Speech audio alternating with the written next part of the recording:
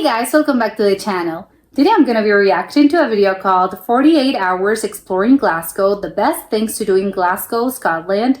This is from a channel called Mr. S Travel Quest. I think Glasgow is one of the more famous cities in Scotland. I think with Edinburgh, I think they're like the big cities. From what I could see, it's a very old town. It's a very old city. Like all the architecture looks really old, very, very beautiful, but it's just very antique looking, which I love. But I would imagine there's a lot of things to do. So let's check it out and comment, like, and subscribe. Glasgow is Scotland's largest city, famed for its Victorian architecture, culture, and of course, people. Given its rugged exterior, Glasgow is often overlooked by international travelers, which is a shame. While most travelers would visit Scotland's capital city of Edinburgh, you have to give Glasgow a chance.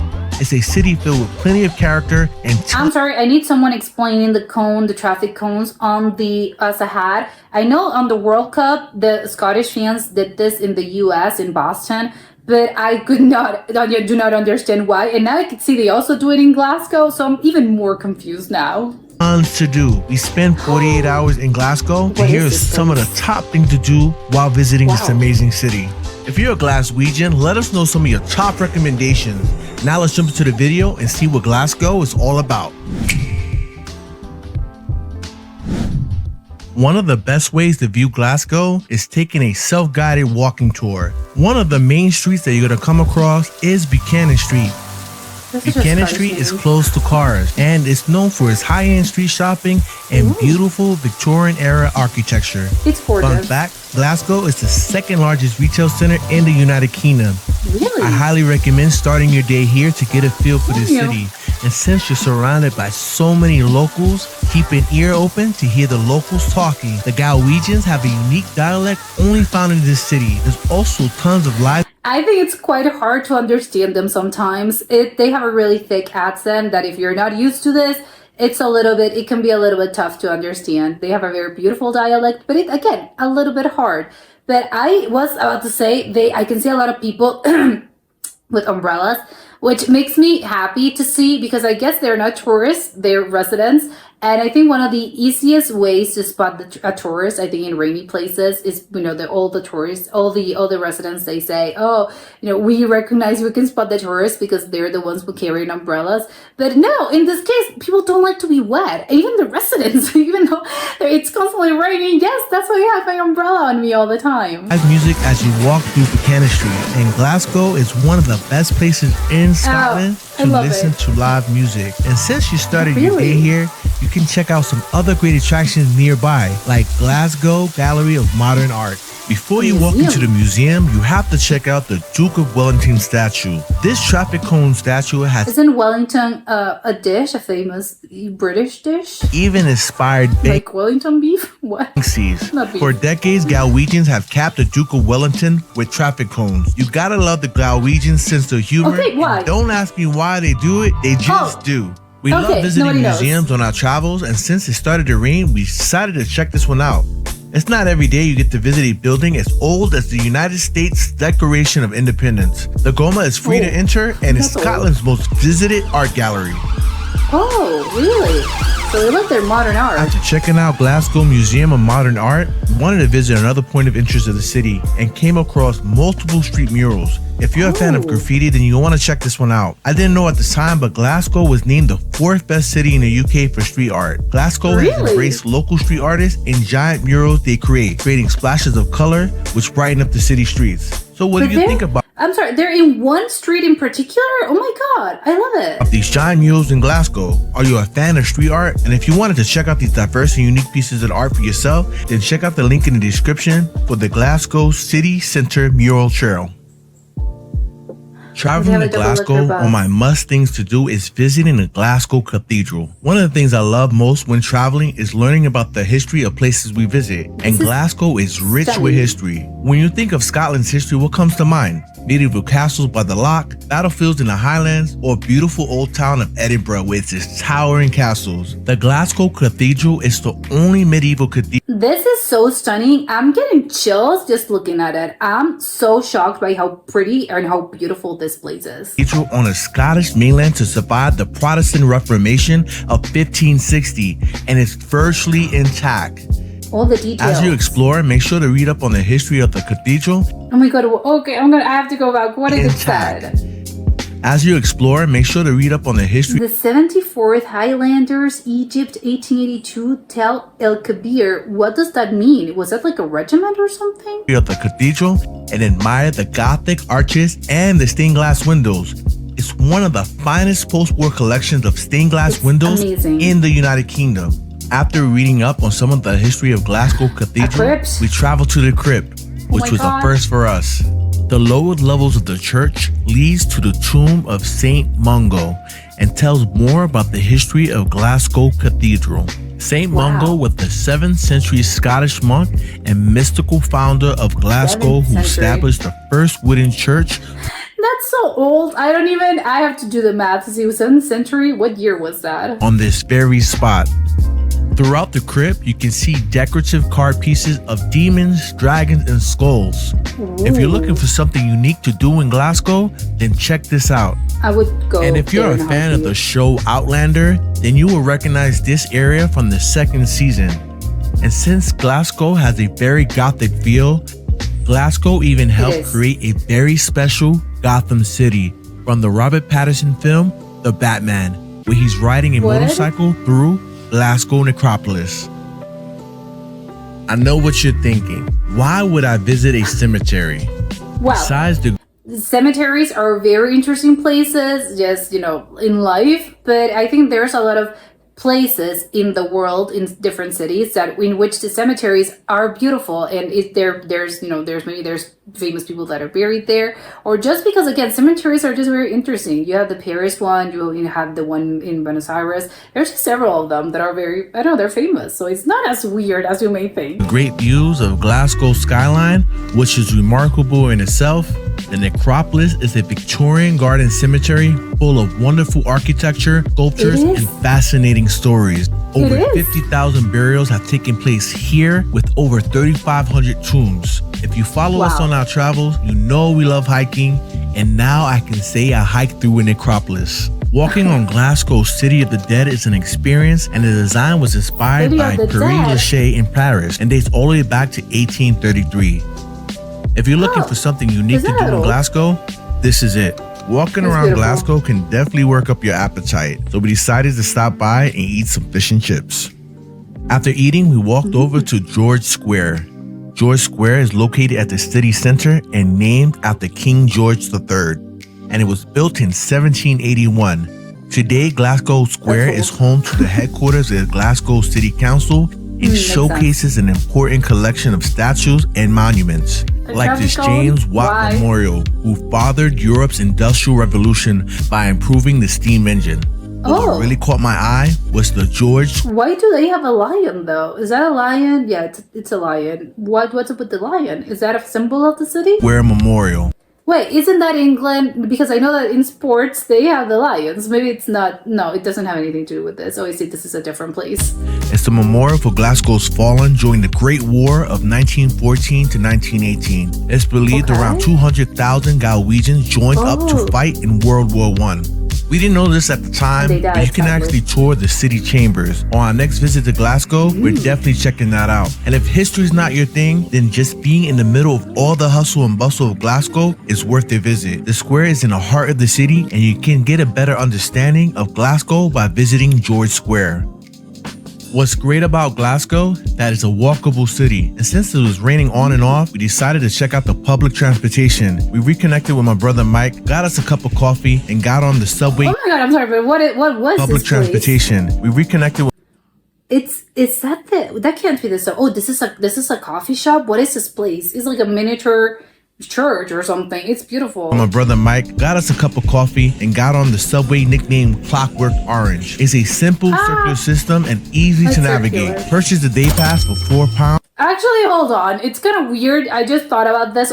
Subway sort of lines, they tend to go either like west to east and then north to south. So this is kind of, and diagonally. This is strange. How come it's a circle? This is weird. Since it's an excellent value, what impressed me was how clean it was. If you visit Glasgow, take the subway and save your money. Did you know that the Glasgow subway system is one of the oldest subway systems in the world? It's They have even cushion older than the New seats. York City subway. From a tourist perspective, the Glasgow I guess it makes sense, right? Of course, they're older than the US. So of course, they're going to have an older subway system. subway is an ideal way to see the city, and we wish we knew about this on day one. No. We did a self-guided walking tour with my brother Mike, checking out Buchanan Street and walking past Glasgow's Royal Concert Hall. We checked out some bookstores and coffee shops along the way. We even passed by the University of Glasgow, which is a beautiful campus with stunning architecture. This is If you have the incredible. time, do a self-guided tour. Glasgow University is the 4th oldest in the UK and 2nd oldest in Scotland. There's no cost in crazy. visiting the campus, and it's one of the best sites to view when visiting Glasgow.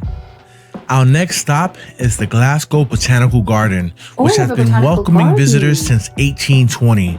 Glasgow Botanical Garden That's is a old. great way to spend your day, and the cost to enter is free. You can spend a few That's hours free. exploring the plants from Orchids. all over the world. You can tell that Glasgow takes great pride in the botanical gardens. The grounds are well cared for, and the entire park is a pleasure to walk through. If you're gonna do a day trip beautiful. or spending a few days in Glasgow, I highly recommend checking out the Glasgow Botanical Gardens. From street art to museums, 48 hours of Glasgow's best attractions. Keep in mind that this is not everything to do in Glasgow. There's tons Yeah. of other things we wanted to do, but we'll save course. that for our next visit. And if you're a Glaswegian, let us know in the comments some things that we missed. And if you enjoyed the video, give it a like and subscribe to Mr. S Travel Quest. And now to our next destination, the capital city of Edinburgh. Don't forget to subscribe for more travel videos and connect with us on our social media platforms. Thanks for watching, and we'll see you in the next video.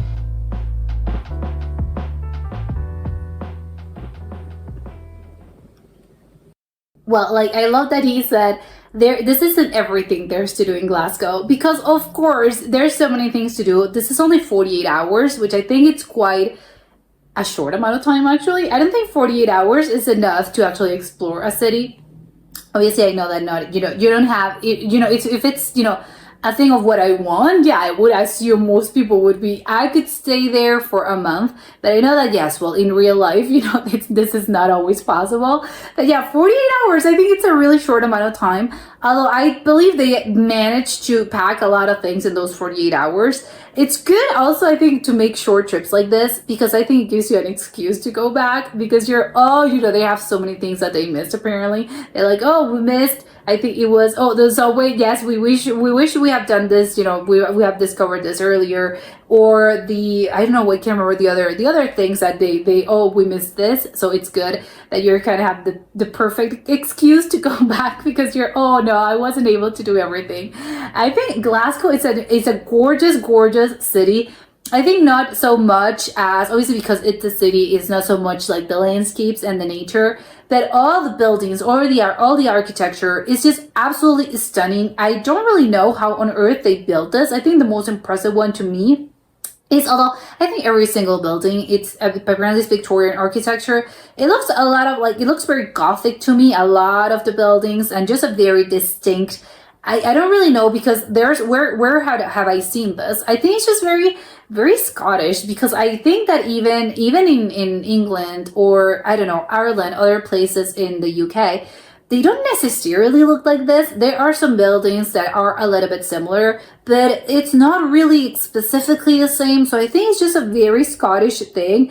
I love it, which again, it's good. I think all cities, they have their own distinct architecture, and even though their architectural style, or their style is obviously not it can be the same as other places. I don't know what is it, but I think, well, it's the builders. I don't know. Is it the light? Is it the soil? I don't know. It's just I think it's just wonderful to me how each city in the world just has a very distinct style. Even though it can be similar to others, it's just so incredibly distinct that I don't know how to explain this. But the most impressive one to me, even though they're all gorgeous, I think it's just I gotta give it to the Glasgow Cathedral. That was impressive. That was so incredible to me. I have no idea how they built this. It was really, really old. So it just makes me think, oh, I understand maybe it's been remodeled because again it's really, really old and there are things that have happened throughout history in which it makes it a little bit hard to just keep the same structure. And also again, time, it makes things are built to last, but they're built to last a really long time, as in probably decades, maybe 100 years if you're lucky. But I think buildings and structures, especially if you're thinking, I think people these days maybe build things, is with the mindset of this is gonna last, this is gonna last a lot of generations, or this is gonna last, for centuries. But in this case, something that was built in like, I don't know, the year 1200, I seriously doubt that people were thinking, and maybe they were thinking about this, hopefully this could, withstand the test of time. But, realistically, again, the technology in the 1200s was not the technology that we have these days, or even like in the 1800s. So it's not a matter of what you want. Probably they were, hopefully this can last a really long time, and this could last for generations and for centuries, and I don't know, even thousands of years. But realistically, I don't know how many things, like there's only so much you can do with what's available to you at this specific time, simply because we don't have the technology. So I would love to know who actually built this. How long did it take them? And how is it, what are the original parts? Because I would assume that even if it has been remodeled, the remodeling has happened in several places and in certain sort of parts of the structure, but not necessarily in all the wings in all the cathedral. Also, how big it is. I know the stained glass. Oh my god, the stained glass is just a thing of beauty. I would love to know who did them. I think it's just beautiful.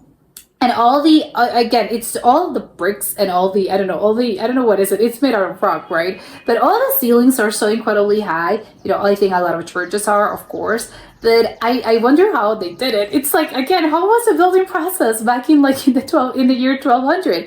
Because it seems impressive to me even now. But I think if this was built, in this day and age, I think it would be, well, of course, I guess they use cranes and stuff. I think it's just a little bit easier to sort of, to grasp how on earth someone built this. But in this case, oh my god, so like 800 years ago, 700 years ago, how were these things built? And how incredible they are. Everything has so much detail that I think you would need to spend even just, a full day here, or at least one, like half a day here, because they have all little things, there were like some sculptures that that he was showing us. It's just one of those places in which I think and you don't have to be religious, you don't have to be anything.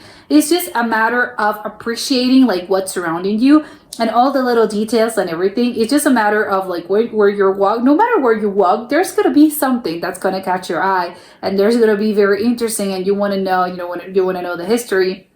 Or you just want to know, like, oh my god, this is a very beautiful place. Just all the details, all the little, the little stuff, hidden things that they have. Obviously, done on purpose. But I just think there's just so many things that how much did it take them to actually build this? And who built them? I would assume it's several people obviously the builders were several people. But who designed this? It's just, again, with the thing of mind of I'm going to put some little hidden things here for people to always find new things, even if you constantly go there. And as for the crypt, oh my god, the crypt, incredible. Yes, they have a crypt with a bunch of weird sculpted demons and like saints or something. There's also apparently the body of a saint. I don't know. It's just so many interesting things to see there. So I think, again, the Glasgow Cathedral, like my favorite place apparently in Glasgow. Would love to check it out. Then Acropolis as well. Maybe it's not as, it's a lot of people may find this morbid, but again, cemeteries it's just a cemetery. It doesn't have to be, dark or weird. It's just a place like any other random place that you can check out. And it's not, again, a lot of cemeteries are quite touristy, which I think it's gonna make me feel a little bit strange. Like, I'm walking with, places where bodies are buried, but it's just, well, yes, it's, who cares, right? Whatever. And it just appreciating all the stories. Like, check out cemeteries are really interesting places because you can check out all the stories and all the grave sites and all of that is just very interesting because each one of them is telling a story. So you can obviously, they're not saying the whole of the person's life story, but I think you can sort of see, and I don't know, it's just a very interesting place, and you can check out all the graves. And it's not, again, it's not necessarily morbid, it's just more about, I don't know, it's just interesting to understand and no, someone lived here, and someone that lived in somewhere, I don't know, this was their life, and they died, obviously, as everyone's gonna, at one point, that's the destiny of everyone. But still, it's just a little bit of like reminding people of other people that have lived and have existed, throughout history, and not necessarily as they're famous or anything, but it's just, this person existed, and obviously they changed the lives or of whoever, of their family, their friends, whoever they interacted, when they were alive. So it's just a kind of a nice little place. The other, I would love to know though, obviously the subway is really weird to me, the concept of a circular subway. I don't think I've ever seen that. I think maybe I haven't been paying that much attention to subway lines, I think, but from what I can remember, all the subway lines I've seen, again, they don't run circular. It's just, no, of course you're going to have, lines, and the lines are, again, north to south or east to west or diagonally. And obviously they cross, and there's going to be, a lot of, they intermix and whatever. But still, it's just sort of like a network of which, a lot of lines, go, but there's like a central line, and there's just a lot of them. But it's just weird how it's never been a circle. Maybe they are more common and just I've never seen them, but to me it's just very strange because it's a loop. So if I go, I'm not gonna end up, if I miss my station or my stop, I'm just gonna end up at the same place. It's just very weird because I think the point of a subway is that if I end up missing my stop, I'm going to end up in the opposite side of town. So it's just very strange, the concept of a circular subway. But I guess I would actually like to do the loop, the complete loop. It would be quite maybe a little bit useless, but I don't know. It's just funny to me, the concept of a circular subway. And of course, he mentioned he had no idea why the traffic cones in the statues. There's gonna be an explanation. I refuse to believe it's only something that people do without any reason. It's gotta be something, right? There's gotta be some sort of explanation, and it's a very Scottish thing from what I've been able to learn. But I'm dying to know, like, I need a Scottish person to explain it to me. How come you guys do this? And is this specifically from Glasgow? Does Edinburgh also do this, or is just in Glasgow? I don't know. It's just very strange. I would love to know because I find it very funny, but also I want to know the backstory. But that was it for today, and I'll see you next time. Bye!